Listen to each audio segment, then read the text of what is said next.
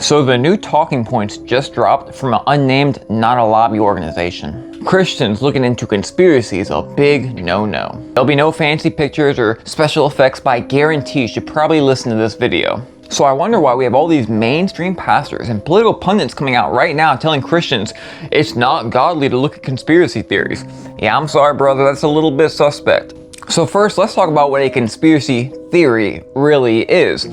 The term was around before the 1960s, but was made popular around the time that JFK was assassinated. It was a term that many people in positions of power would use to discredit any single person saying something against their narrative. And as humorous as it is, right now we find ourselves right in the middle of a whole bunch of conspiracy theories. You know what's the difference between a conspiracy theory and the truth? A few months.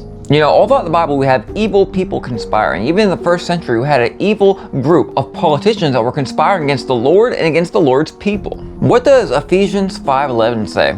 It says, have no fellowship with the unfruitful works of darkness, but rather reprove them, expose them. Right now you see people having so much fellowship with the darkness and the way the darkness is moving around the country and the world, and they're not saying a word about it. We're supposed to expose that. What some would call a conspiracy theory. So we're supposed to bring to light as Christians the darkness in the world.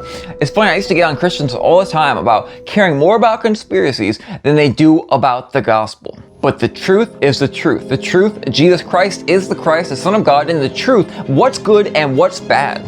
5:13, that all things are proved, exposed, or manifested, made light, and that whatever you expose is manifested light. So there's a lot of wolf in sheep's clothing all over the place, all over your phone screens all the time, and they're trying to lead you down dangerous paths away from the light. And some people are trying to expose that darkness so you can step into the light. The funniest part, when a lot of these mainstream pastors are telling other people how to do it, how not to do it. I've received tens of thousands of messages from people saying if it was not for this other stuff you talk about, I would have never listened to you. But since I was dragged in and saw all these things being exposed, which turned out to be true, it made me want to listen to the gospel, and I got saved. Whether it be 2 years on my Facebook and my Instagram or 3 years ago on my TikTok, is the same exact story. So while y'all are judging and trying to keep your dark deeds secret, I am literally, by the grace of God, in the trenches, reaching people you would never reach.